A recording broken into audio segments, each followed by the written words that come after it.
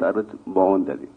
So జననేత అని చెప్పుకునే జగన్ గారి గురించి వస్తే, ఆయన మీద కేసులు, ప్రతి ఫ్రైడే ఒక కోర్టుకు వెళ్లాల్సిన పరిస్థితి ఉన్న నేతను గ్లోరిఫై చేసి సినిమా తీయడం ఎంతవరకు సబబు? గ్లోరిఫై అనేది ఏం లేదండి. ఇప్పుడు మీరు సినిమా ఇంకా చూడలేదు, నేను ఒక వర్షన్ అనుకున్నా మీకు చూపిస్తున్నాను. కేసులు అంటారా, ఇక ఇప్పుడు ఉన్న వాళ్ళలో అందరికి కూడా కేసులు ఉన్నాయి, మిగతా వాళ్ళకి కూడా కేసులు ఉన్నాయి. ఇప్పుడు మొన్న వరకు మనం ఒకరికే ఎత్తి చూపిస్తా అంటే ఇప్పుడు ఇట్లాగా చూపించుకోవాల్సిన పరిస్థితి తెచ్చుకున్నాము. ఇప్పుడు కథగా చేసినప్పుడు, అది కథగా చూసినప్పుడు we leave it to audience to say that ఇది మన డబ్బు మనం కొట్టుకున్నామా లేదా ఇది నమ్మదగ్గగా ఉందని. ఆ డబ్బు కొట్టేది వాడు సినిమా వాడు బాగాలేదంటాడు, ఇది నమ్మదగ్గింది ఉందంటే వాడు పక్కనోడికి చెప్తాడు బాగానే ఉందని చూడొచ్చు అని, అంతే.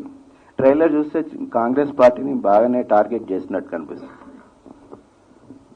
టార్గెట్ అనేది ఏమి ఉండదండి. ఇప్పుడు ఆయన జీవితంలో కొన్ని జరిగాయి, ఎవరినో ఒకరిని ఎదిరించినాడు, తిరిగాడు, ఓ పార్టీలోంచి బయటకు వచ్చినాడు, ఆ పార్టీని ఇంకో పార్టీ పెట్టుకున్నాడు. ఆయనకు అక్కడ ఉన్న సర్కమ్స్టాన్సెస్, అక్కడ ఉన్న కాన్ఫ్లిక్ట్ తగ్గట్టుగా అక్కడ సీన్స్ ఉంటాయండి, అంతే అండి. అంతేగాని దాంట్లో ఎవరో విలను హీరో అది ఏమి ఉండదండి.